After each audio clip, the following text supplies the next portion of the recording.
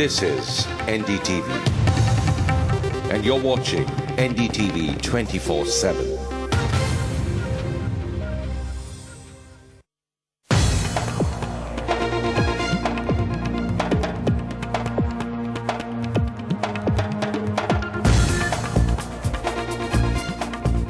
Hello and welcome to this NDTV special. Every year, the World Economic Forum chooses from countries across the world what it calls young global leaders. Of course, the premise of the recognition, as well as the Economic Forum itself, is the premise of globalization. But after the recession that the world, especially the West, has seen in the last couple of years, what kind of emotions does this word globalization evoke now? Especially in India, as the Congress is sometimes seen to be returning to a left-of-center heart, if not a brain. Is globalization now a bad word? Let me start with Sachin Pilot, who has been a young global leader, is one of our young and prominent politicians, minister in the government as well. Sachin, it's often argued that politicians are wary of globalization because they're the ones who have to go out, contest elections, especially in a country like ours, where the word globalization seems to conjure up images of the West as enemy. Do you feel that globalization is a very loaded word in a country like India? Not at all. I think it depends on in what context you want to use that word.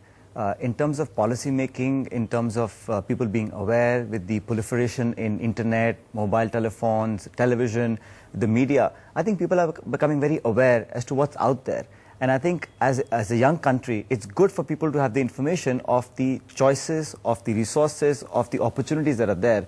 India's pivotal role in South Asia, in global affairs, is becoming more and more prominent precisely because we've adapted ourselves. We've become flexible enough to absorb the good things that are coming out of globalization, whether it's trade, whether it's issues are becoming global. But now, whether it's climate change, whether it's proliferation, whether it's economy, it's all global. And unless you're adapting yourself accordingly, you will not be in the race. You're a telecom minister.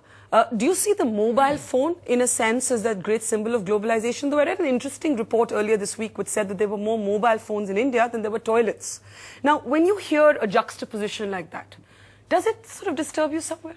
It does. And I think we must not get carried away by the achievements that we have had so far, because we have to look at the broader context into what this country represents. It's not just people who have mobile phones, it's not just the metropolitan cities, it's also a huge chunk of our population, which in your earlier comments you were calling the government left of center and so on and so forth. But please remember, a large section of our country needs the support of the government at whatever the cost. So you have to be able to balance the new innovations, new policy, opening up of the global economy, India looking outwards globally. At the same time, millions of people who don't have 2 square meals to eat or sanitation, like you pointed out, those people need protection. So the government has to be candid enough, to be open enough about saying, here are 2 things we need to cater, and we have to balance it out. And that's where the job of the government comes into a very important role. Well, let me then, on that note, go to Montek Singh Ahluwalia. As the person heading the Planning Commission, but somebody who's made no bones about your own sort of brand of economic philosophy, if I may use that phrase,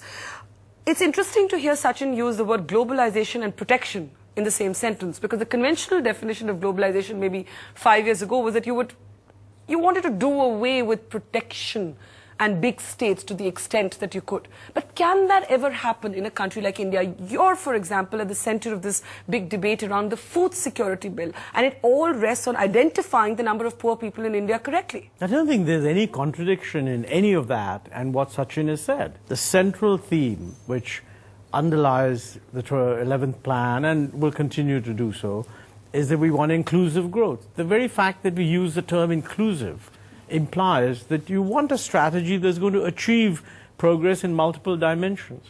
Now, I don't think that, we shouldn't make the mistake of thinking that globalization is a policy. I mean, you can be for or against a policy. Globalization is actually a phenomenon that is characterizing the world and, as Sachin put it, the nature of the interactions around the world.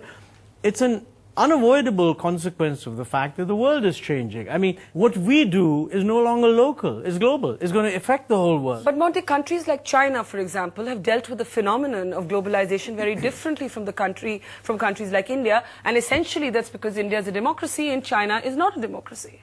And well, of course, but that's the whole point. Globalization is not a policy. Globalization is a phenomenon. every country must work out, given the phenomenon of globalization, what should be its policy. Our policy is going to be conditioned by the fact that we're an open society, we're a democracy. Other countries may have different social circumstances and they'll take their own decisions. Okay, so Sachin, politically no barriers needed against globalization? I don't think we should think in terms of having barriers at all.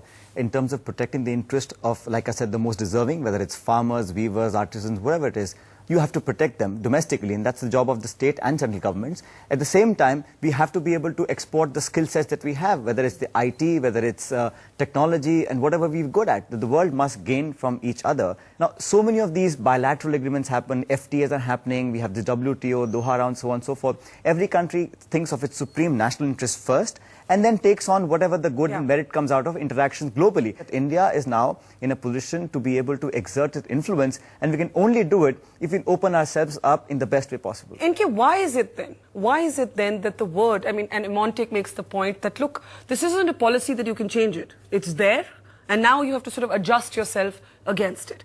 But in a sense, do you find that much of the world is also re-evaluating the phenomenon of the world being flat, which was hailed as this big celebratory moment by the likes of Thomas Friedman, but then looked upon as a disaster when the economy started crumbling in countries like America? No, I think that I tend to agree with the broad view that globalization is certainly not an event. It is a description of the world becoming increasingly interdependent. Having said this, let me say that there is no doubt a pejorative connotation attached to the word globalization because it is been misunderstood to mean a particular kind of policy. It's used interchangeably with capitalism somehow. That it's That's a why product. you say we have to adjust against it. We have to adjust in the light of it. Now, a communist country... How did it come to be? You mentioned the World Economic Forum. Yeah. Probably they popularized the word. And actually, if you go back to the 90s, at one time the industrialized world was essentially very gung-ho about globalization when they were the dominant economies and when East Europe was collapsing. So in their view, it had both an economic and a political connotation, the rise of markets, the end of communism. But you know, if you look over time, what has happened is possibly the most successful country that has utilized globalization is a communist country, the People's Republic of China. Exactly. Okay, but that just says we have to be sophisticated about it. Second, the enormous fears that dominated people's thinking, that India cannot compete, people are quite surprised. When the liberalization was done then, everybody thought that the rupee is going to crash and foreign exchange will pour out of the country. Today, as you know, the real problem is it's pouring in. So it's a completely different kind of situation. Now, we did a lot of things. People said, oh, Indian business can't compete. But in IT, we competed enormously well.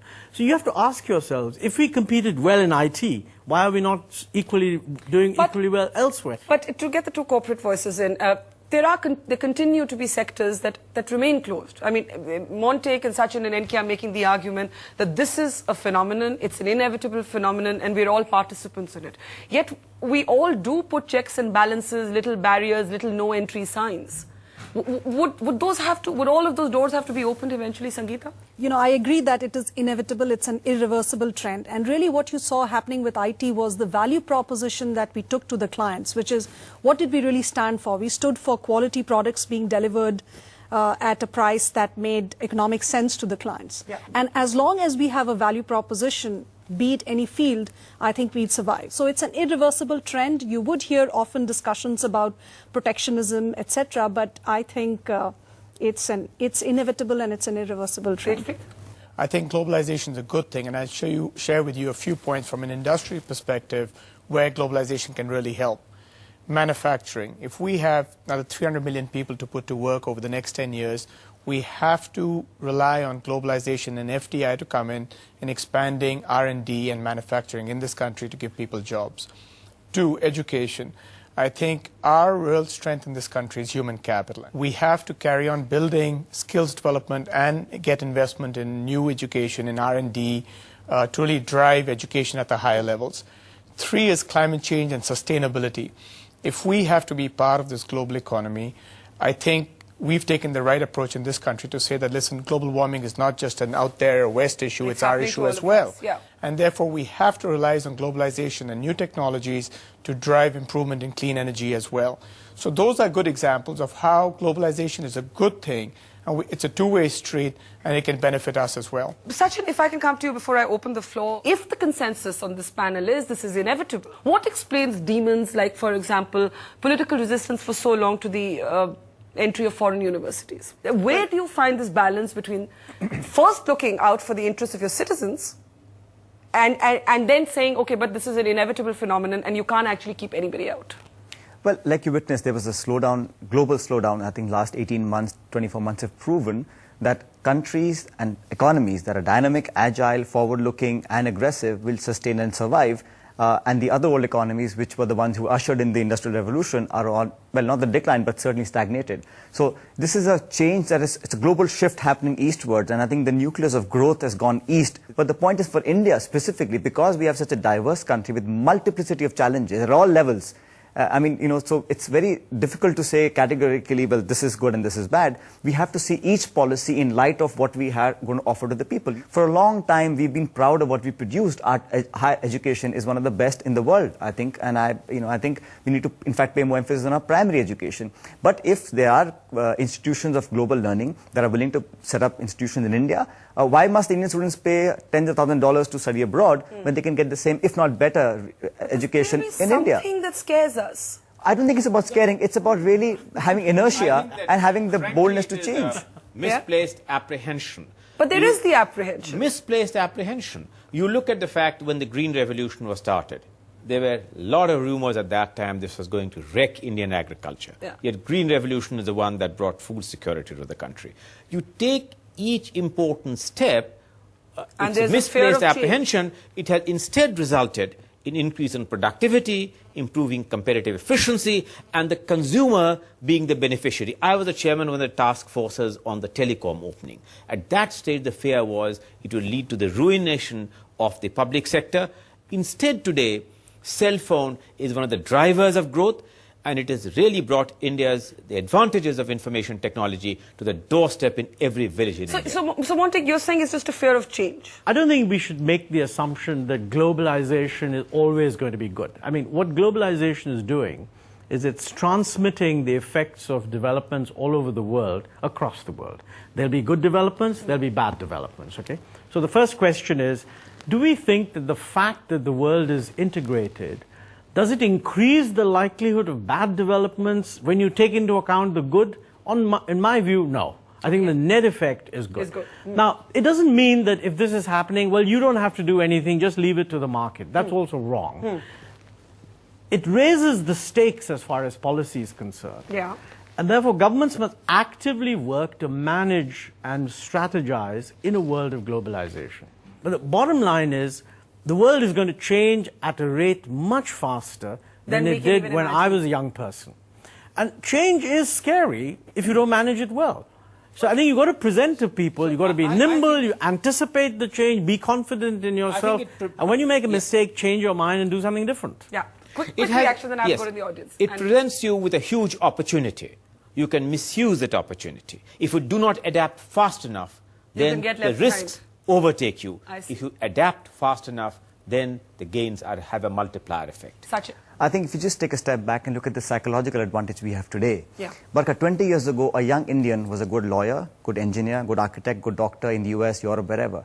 But they were never having the self-confidence that Indians have today. When you travel overseas, when you talk to global clients, when you make presentations, to make a PowerPoint presentation for a young engineer was an earth-shattering experience. But some would say that's only the confidence of the middle class, and that a UNDP report actually said that globalization increases the opportunities for some but shrinks them for others. All people, young people, whether it's large metro cities or small towns and villages, the kind of faith and confidence they have, not just in themselves, their society and this nation, that is what gives us the strength to go on forward and learn from mistakes if need be. Okay. But that is much more powerful than some of the aging economies and aging countries in the West who have lost the confidence in their economy and the country moving forward. That's really an important point. There's a kind of self-confidence that Indians feel on the global stage. Tejpreet, to you, and then I need to go into the audience. Quick point. Yes. The fact that from an industry perspective today, large corporations today employ for example, like G, 50% of their people outside the United States. So even in this downturn, despite the fact that the U.S. administration was saying we need to protect jobs,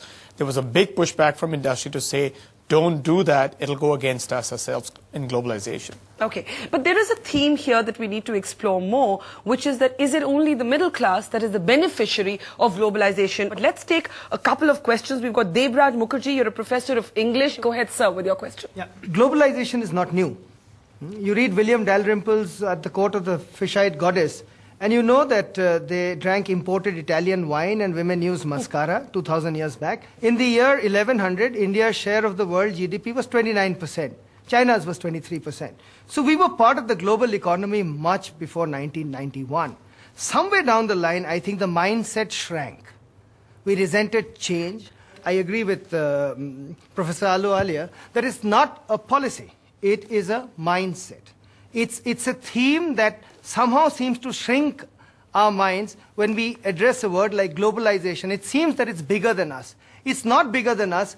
We've handled globalization very well in the past. So you're saying there's no difference between 1991 and now? You see, 1991 is about liberalization.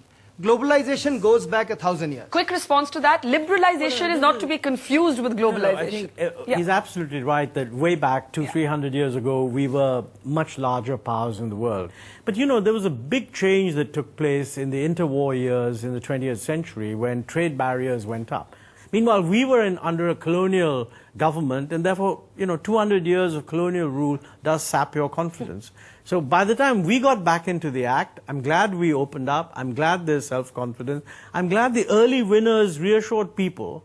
And now everyone else is a little bit running scared because they look at China, they look at India, they look at the projections, and they have to rethink their strategy. Well, what Sachin said is shifting east. Second, we'll take one more question from MP Menon, former ambassador to Brazil. Yes, sir. Go ahead with your question. I was ambassador in Brazil. President Lula, when he was in opposition, he was completely different mindset. He was against the globalization, and the same person when he came to power, he changed the attitude and invited the foreign capital in Brazil, and he is making the economy completely change. And in our own country, there is an argument being put forward that poor do not get the benefit out of globalization. That is what I come back to, that running theme. Let's get Mohandas Pai in on that, and then I'll come back to you. Mohandas Pai, considering you're joining us today from Bangalore, one of the huge sort of associative words for globalization in India has been Bangalore, has been Infosys. Yet we run into this critique again and again that globalization, the beneficiaries of globalization are essentially the middle class and the upper middle class everywhere, never the poor. What's your take on that, sir? Well, Barka, when globalization happens, it equates the world. It means that people get compensated for the skills they bring to the table. Now, when India opened up in '91, the educated middle class benefited because they had the skills, they had the education, they could integrate, they could do well. The poor left out because they had no marketable skills. So to me, it is skills, education, and being ready for globalization. If you're not ready, you don't benefit. You raise an interesting point, and that's the kind of whole C.K. Prahlad school of thought that in the end you have to look at the poor also as consumers. But can we do that in this country? I'm going to come back to you, Mohandas Pai. Sangeeta, you wanted to make a point. Yes. At Wipro, we say it was the 3 M's, which is maths, middle class, and Manmohan, that got us this confidence. And you say this about Manmohan even when he's not Prime Minister. Yeah, and we said that even when he was not the Prime Minister. And the other thing is that being the only woman on the panel here, I think it's done enormous. I think beauty and IT have done enormous in the last couple of years for the confidence of women from middle class. You know, we recruit about 46% of our employees who are women, not because we want to have that as a reservation or something. And you would be touched when you see the kind of places where they come to join us from. Come back to the question of the poor. Do you accept this, that in the end the poor too have to be treated as consumers? If you treat them as consumers or a constituency of their own, a corporate approach, as it were, to poverty? Well, look, the poor are very important consumers. I mean, first of all, we know that the amount of poverty is going down. Yeah. That's why every now and then we redefine the poverty line. But I think the most important thing is what Mohandas said. If you have a segment of your population which lacks skill and cannot latch into or participate in a modern production process, it's not going to be possible for them to benefit. But the solution to that is to launch with the highest priority a major upgradation of education and skill. Give it 5 or 6 years, and we have this immense advantage, again in a globalized world, that the demography favors us. I mean, other countries are aging. We're going to have an expanding working age population. If this population can be given skills, and if the world remains open, it will be the obvious source of a lot of stuff which the world wants. But on that, Sachin, some have argued that the approach, in a sense, to the poor is that instead of creating skills of the kind that Mohandas Pai is talking about, we see them as recipients of freebies. That the culture of subsidies doesn't go away, that in a sense, even the Rural Employment Guarantee Scheme is just a glorified phrase for a social security net or a dole. I see no reason why both can't coexist. I mean, there is a section of our population that clearly needs the help of the government. And let me tell you, this government will certainly stand by these people no matter what the circumstances are. But for us to be able to give that kind of money, we need to create wealth. We need to have a GDP growth rate of 9+ so that we can then cater and put more money into those policies and subsidies and midday meals. And we have to not just educate people, but make them employable. We have to retrain them, give them skill sets that gives them employment in a new age in the 21st century. Because don't forget, 2/3 of our population is still somehow involved on agricultural land, producing 18% of our GDP. Now, with increasingly small land holdings, these people have to be shifted into something, and that something has to be manufacturing. And I really believe that India can be a real global hub, not just for IT services and BPOs and KPOs, but also manufacturing. And for that, we need to upgrade the skills of people in Tier 3, Tier 4 cities and small towns. And those are the challenges that globalization puts, but also an opportunity for us to really add value to our economy and our society. We all agree that these are the people who have to be addressed, otherwise they'll be left out of the razzmatazz that comes with globalization in a sense. I think that it is no-brainer that given our demographic differentials, skill inculcation and a vastly greater priority to vocational education really is the direction to move. Problem is, we have been talking about it for 5 years, we haven't done enough. In the meantime, I entirely agree with Sachin that the needs of the poor will have to be addressed through specific state intervention, but in order to get manufacturing hubs, for which we do require a different set of laws on labor, we need to have a whole slew of changes in urban policy to be able to create urbanization at a pace which does foster the utilization of these mid to lower level skills through vastly greater engagement on vocational education. All right, let's try and take 2-3 questions together. Ajay Chaudhary. I feel that IPL is a global brand, and though crores of money in advertisements to host of employment generation, fine. But when we hear about all this scandal and lots of money on the black money, does it take a hit on India's image for the globalization? Second question, since you come from a rural background as well, will be actually beneficial for the farmers? Okay, 2 very separate questions. You want to take the latter and then we come to IPL, which is the masala question. No, I'll like to answer the second one first. Well, when you say globalization, it's not about a word having a definition. I think it's just how the world has become more exposed, interconnected. There's travel, there's information outflow and inflow. I think people have benefited. If you go to, India has 600,000 villages, and these villages are now getting more information, access, technology, connectivity. Once you have all of that, it brings in economic benefits as well. So I don't think it's the cure for all ills, certainly not. But I think to a large extent, people have been able to benefit from the positive effects of globalization. Even farmers? Well, I think they have, but not to the extent that I'd like to see them benefit. Of course, farmers have. I mean, they're using cell phones to find out which is the best and nearest market. They're also killing themselves in other areas. And this is one of the paradoxes that we now see, that your sabzi wala will have a cell phone, but he may not necessarily be able to send his children to school. And therefore, state intervention has to be better managed. Poverty programs have to be better managed. Manner in which intended beneficiaries are given the assistance of the state need to be more innovatively designed.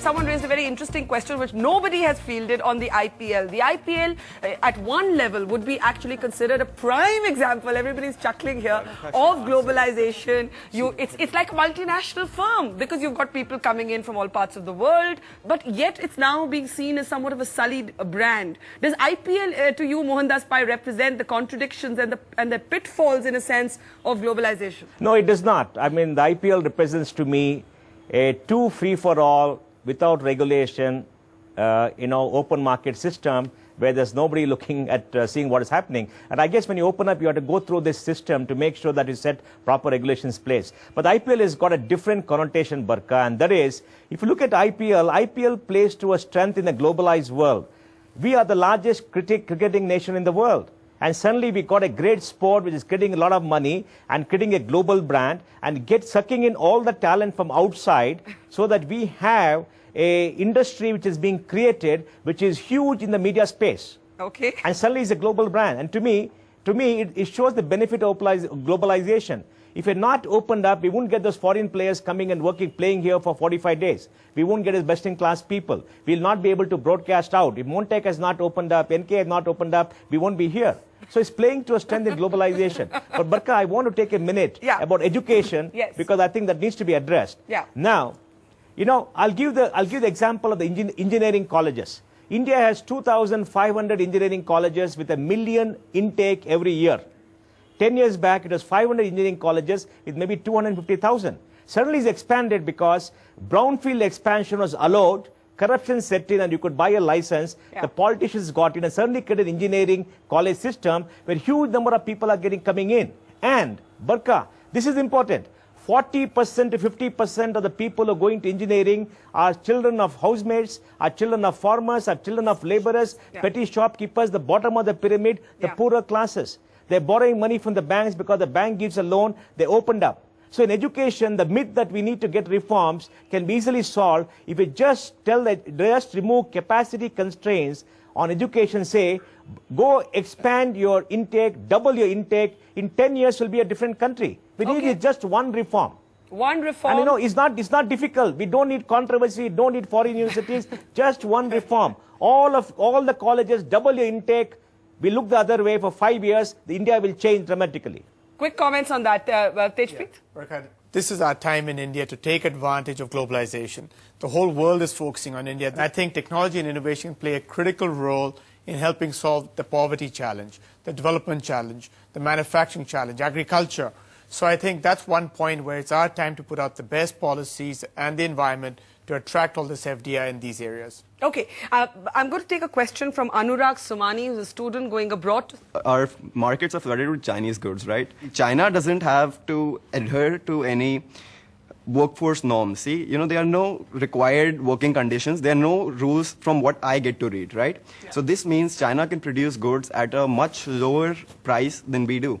So if we open up to globalization, so does this mean that the Indian manufacturing sector would get left behind? And if it does, how will you deal with it?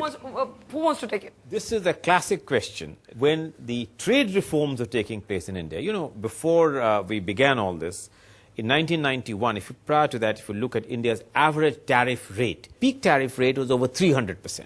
And people viewed that if you bring down tariff rates, India was going to be flooded with foreign goods, domestic industry would close down, and we would be really wiped out. Instead, today, the peak tariff rates are no more than 10% or 12%. And Indian industry instead has faced competition, improved productivity, and has become winners on many things. So I think that this, again, is an apprehension which needs to be, the lie on that needs to be done. Increased competition, given proper regulatory framework, no doubt, leads to improved productivity and consumer But gains. is there a larger question on how China has done it differently? You brought up that example yourself, and you're all talking about globalization as an inevitability, but China can block Google. Yeah, but I mean, I'm glad that we are not blocking Google. But China can and get away with it. But you see, let's be clear. One of the most important things that our young friend implied is that we're not scared about anybody other than China. Yes. I mean, you can take on the world, bring on Southeast Asia. It's China that he's worried about. Okay. Now, first thing is, in this context, you're not the only one. India's problem in dealing with China is no different from the rest of the world's problem. And these things are being debated, and I'm sure they'll get sorted out. I don't think, by the way, I mean, over this whole period, we've had this huge growth. Even industry picked up hugely. So it's not as if the openness to Chinese goods actually prevented a lot of good things from happening. Yes, in certain individual sectors, if there is unfair market competition, Well, we have to react using the instruments we do have. And by the way, we do impose a lot of anti-dumping duties. We're one of the biggest users of We're one of the anti-dumping. biggest users. But Sachin, to the philosophical point of how China does it so completely differently and is clearly, in a sense, setting the agenda for the world. And there's the muddle of our own democracy. It takes forever for projects to get cleared. Getting land is such an issue. I mean, is democracy a peril in some ways? Barka, you're comparing apples and oranges. Yeah. I don't want to speak for China. India is a democracy which people call chaotic at times. You know, it takes a long time for us to come to a sort of a consensus. But once we do, like we did in 91, post that, things follow on in a very systematic manner. And there's a broad sort of thinking which is in the same direction. You don't think we're re-looking at some of the thoughts we had in 1991? Perhaps a few, but broadly to have an economy that is robust and growing every year is something that most political parties are now on board on it. There may be divergent views on certain policy issues, but broadly I think everybody wants to have an economy that's growing at a healthy rate. Now, I think it's wrong really for people to compare India and China per se. And I really think we should focus more of our energies in improvising what we do best rather than focusing on what they are doing and what the Chinese are up to. Let the world figure out how they want to deal with China. And I can tell you quite candidly, lots of countries around the world are quite concerned with the things that are going on within China because very little information is available to us outside. Yeah. And what kind of judiciary they have, if they do, I don't know. But the kind of jurisprudence we have, the kind of legislative framework we have evolved and established and institutionalized some of the things that some people are not happy with because it doesn't happen, with the click of a finger. It takes time. It takes a lot of consultation and debate and discussions, whether it's parliament or other lawmaking. Yeah. But once we do that, I think people have confidence that India is a country that will respect its commitment. We have an open society which will not tolerate any misgivings or any of these things that come to light, which I'm afraid I can't say for our neighbor East. All right. Quickly. Yeah. So clearly India is more inside out and China is more outside in, and anybody's guess what would be more successful. But while we are talking about globalization, I think we have to reconcile ourselves to the fact, and particularly in IT, that if there were top 10 IT companies globally, there could be 3 from US, 2 from Europe, 2 from India, and 2 from China at some point of time. Okay, we're almost at the end already of this show, but we're going to take a few questions. I know, NK, how time flies, doesn't it? Sir, you said something like adjusting in the light of globalization. Actually, I said adjusting, but go ahead. He thinks it's all a sort of breeze. Yeah, but sir, how are we adjusting in the light of globalization in the agriculture sector? Because when we liberalized in 1991, we took a top-down approach and we first liberalized our industrial economy. Whereas when in China entered into globalization, they started with a bottom approach. And it's been 2 decades now, and we are still sticking to tools like instruments like subsidies instead of addressing the major concern, and that is the reforms in the agriculture sector. I don't agree with the view that we didn't do anything on that, because if you look at it as an economist, if you lower industrial protection, which we did, that has a beneficial effect on relative price of agriculture, because you're lowering industrial prices, forcing more efficiency there, and the net effect of that is to benefit agriculture. And actually, between 91 and 96, there was a great resurgence of growth in agriculture. I mean, agriculture began to slow down between 97 and about 2002, and we've all been trying to get it up back again to 4%. And if you look at the last 4 or 5 years, I think there has been a remarkable change. I mean, prices to agriculture are going up. That's part of the reason why inflation becomes a problem. But, as Sachinji was saying, more than half our population depends on agriculture for a living. So, I mean, they need some price support in their favor. Second, investment has gone up. Both public investment has gone up, private investment has gone up. But I agree with the view that we need a much bigger revolution in agriculture. We need to link our farmers to the market. I mean, there's any country that's growing at 8-9% is going to produce a huge market for farmers, and we need to modernize that marketing system. Okay, it's happening. I don't have time for a rebuttal, but go ahead with your question. Globalization is linked to economic development and has shades of capitalism. So, yeah. Go ahead. Yeah. So, when there is social and economic exploitation of the tribals by companies like Tata and SR for the purposes of mining, etc., which has also led to vast human right violation and environmental degradation, is that economic development justified? And where is the government placed here? Because I see it as an absent entity. Sachin, Pilot, to you. I can be very honest about this. Yeah. I think we have to weigh the cost, the social cost, the environmental cost, and in terms of land, my view is very clear. Whether it's SEZ or call it what you want, if you are going to acquire fertile land of an agricultural person who's not willing to part with it, we just should not do it. I think there's enough barren land in this country which can be used for developing industry, infrastructure, so on and so forth.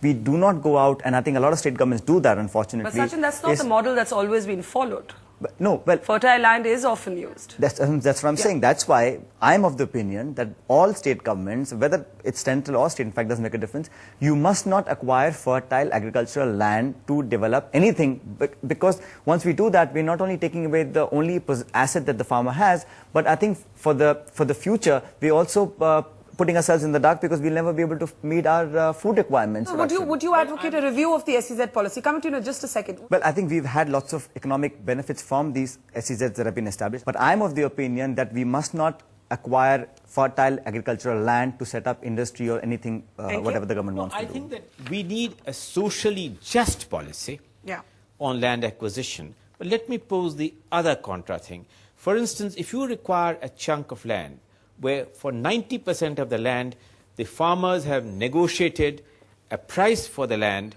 which is just and fair, given a stake in that company, would it be fair that, let us say, a minuscule 1% should block that entire project? So I think we need to take a balanced and integrated view, and I dare say that the present discussions which is going on in the cabinet, on which perhaps there is not yet a consensus, is what is that model of a socially just land acquisition policy, which does not deny farmers the rights, which does not deny them. So you're saying even if it's fertile land, if the majority of farmers want to, 99% of them really find that very useful, then I think necessarily going to a barren land thesis would really may lead to a particular skewed up pattern for development. Saying, moving forward, we will only have greater demand on our population. That we'll have a lot of food insecurity issues. We'll be importing a lot more.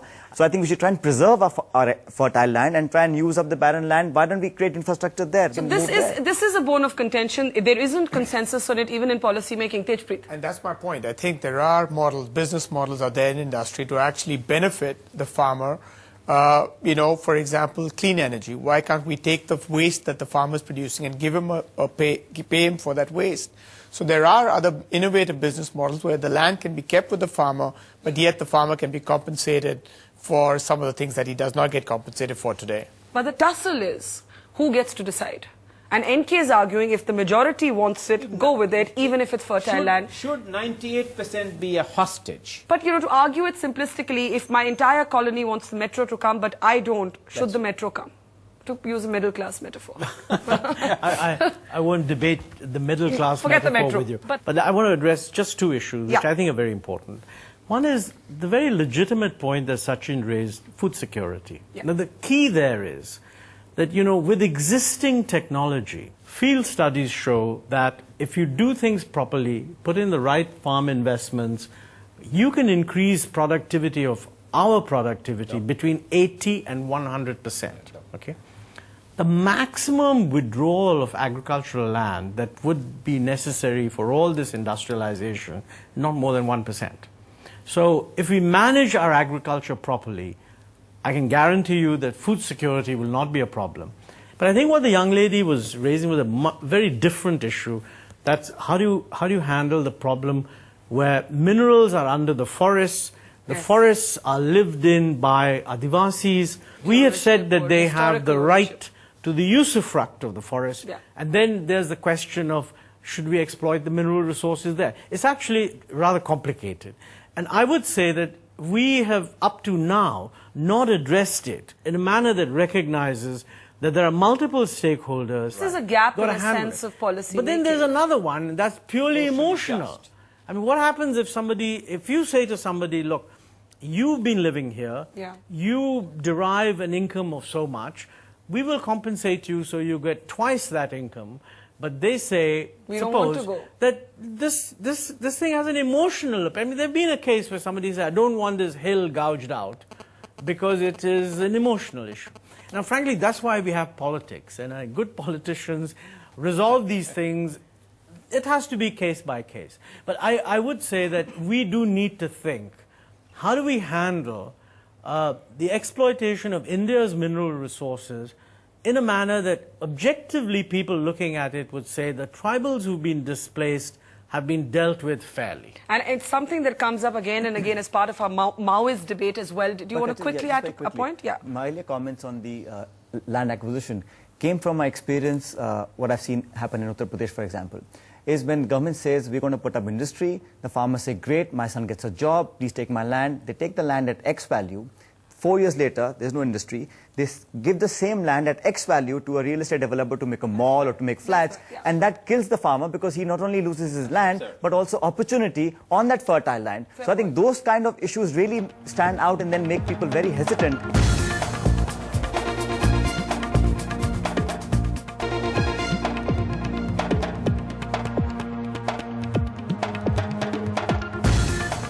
I'm going to take 2 questions now and then final comments from a panel. Globalization is something that has led to this industry, the BPO industry, which has in turn given so much of employment in India, almost touching 1 million. Yeah. You know, so why is there so much of apprehension? As you said, we should look at what India is doing and not China. So the business is going towards China and Philippines. So what the politicians and, you know, what exactly are we doing so that that industry goes and, you know, there's more employment that goes through? Okay, so I'm just going to take 2-3 questions together and then come back to a panel. Yeah. Though we may take pride in the fact that our economy has been showing 6 to 7% growth even in the recession period, but we have to look at the fact that this growth is inequality driven. How do we reconcile the fact that we have 4 people amongst the 10 richest people on the one hand and 75% of the population living on rupees 20 a day? I'm glad you raised that point because that Forbes billionaires list is one of those examples of globalization that's begun to bother some people. Should it? Park that thought. We'll just take 2 more questions. Go ahead. No doubt, because of globalization, the world has shrunk to a global village. So many job opportunities and employment opportunities have been created in India. But I would like to ask that, is there any labor law which regulates the job industry in India? As compared, if we'll talk of the Western culture, they have stipulated time of working, they have flexible hours for the working women. What about in India? Last question. Go ahead. Yeah. Globalization has always been linked with growth and prosperity. However, sustainability has become the biggest challenge for all governments and industries worldwide. Is globalization likely to hamper sustainability, or is it likely to provide a solution to sustainability? Let's start with final comments. Mohandas Pai, if I can start with you. This interesting question raised about the disparity, the Forbes billionaires and millionaires lists that at one level provided psychological confidence to an India that was fed up of being depicted in maybe picture postcards of poverty, but now is seen to be, in a sense, just an illustration of that great disparity. Your last thoughts, Mohandas Pai, on this great globalization debate? Well, Barka, let me say this. Earlier, everybody was miserable. Now, some people are happy. The rest continue to be miserable. When globalization happened, liberalization happened, a section of the population did very well. But a section did not. And the section did not, like we said, because they didn't have those marketable skills or education. They continued to grow at the same pace as they did for the last 40 years before liberalization.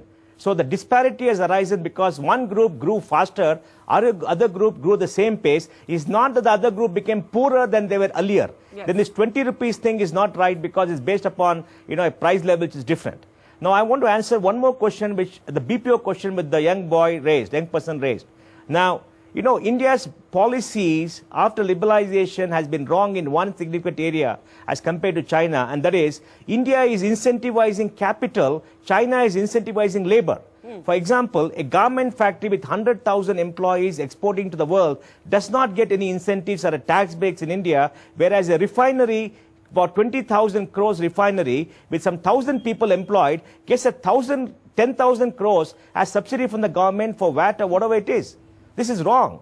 We have to incentivize labor. China incentivized labor. If you add more people, social security cost comes down, they give you a direct tax break. So India has to incentivize labor to bring the benefits of globalization to the last sector which has been left out. Okay. I think it's a bad policy which I'm sure Montek will look at and possibly has to rectify. All right, Montek will look at it. We'll come to him just now for final comments. Let's start with you. Your last thoughts, State Street. I think on the whole, globalization is good.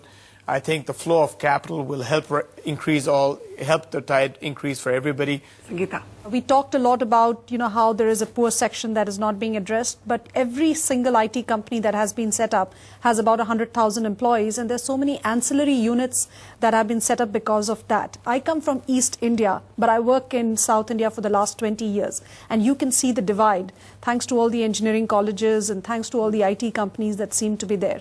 It does seem to have made a difference, so I absolutely support globalization. Thank you. And needless to say, also for the women in India. No, it's a big thing. When I went to engineering college 18 years back, there wasn't even a toilet in the engineering college. It was a government engineering college, very prestigious, but there used to be like 10 women in a batch of 400. So it's increased opportunities all around is what you're saying. Since IT has been there, you go to an engineering college today, it's about 60-40.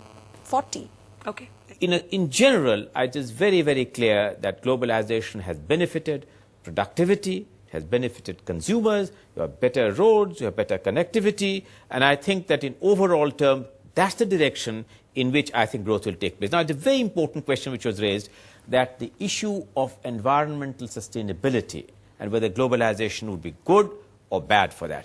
My response is, it's clearly good because we do need technology and we do need access to affordable finance to have mitigation and adaptation, which is necessary for meeting environmental concerns. And for that, I think globalization provides an opportunity for not only garnering technology which is beneficial, but ourselves having a research and development in which we can become an important contributor in a growth trajectory which is low carbon emission.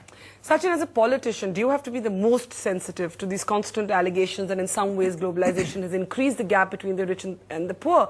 P. Sainath, for example, writing in The Hindu, said the IPL is only feeding billionaires. I quite worry about this, that people who have gotten wealthy in the last 15 years have got extremely rich, and the people who have been shifted from abject poverty into just being poor people who are able to eat 2 square meals a day. I think that divide is getting bigger and bigger, and we must do something to make sure. I'm not saying we should start curbing people and their entrepreneurial spirit to make them poorer, but certainly we have to do a lot more to shift these tens of millions of people out of poverty into middle classes and give them opportunities. Now, globalization, for all that we discussed today, it's brought a lot of benefits to us.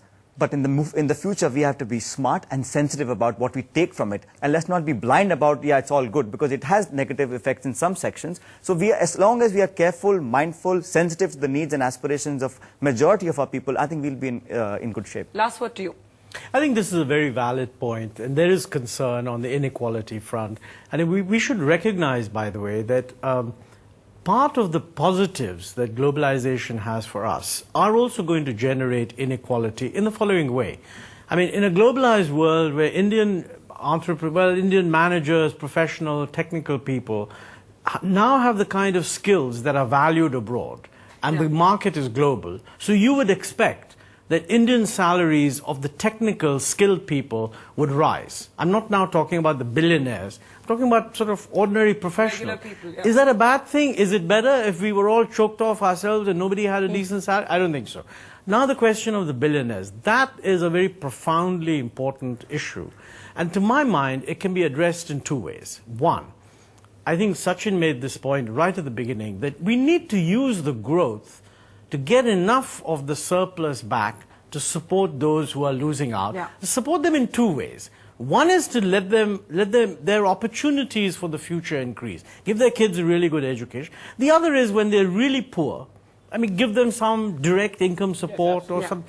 Now, this is not anti-globalization. By the way, all successful globalizing societies have actually provided an essential social safety net. And this government has done a lot in that in the last 4 or 5 years.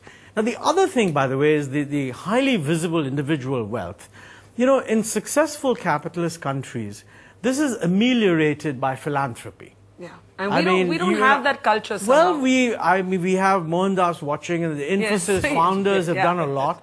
I would encourage everyone to do more. But I think it is true that elsewhere, I mean, you have the extreme examples of people like Warren Buffett who believe that almost all their wealth after them should be given away. And I think we need to encourage that philanthropy. So, Barkha, I think the World Economic Forum must be a forum for fostering greater corporate social responsibility. Well, I think to end inclusive growth. I mean,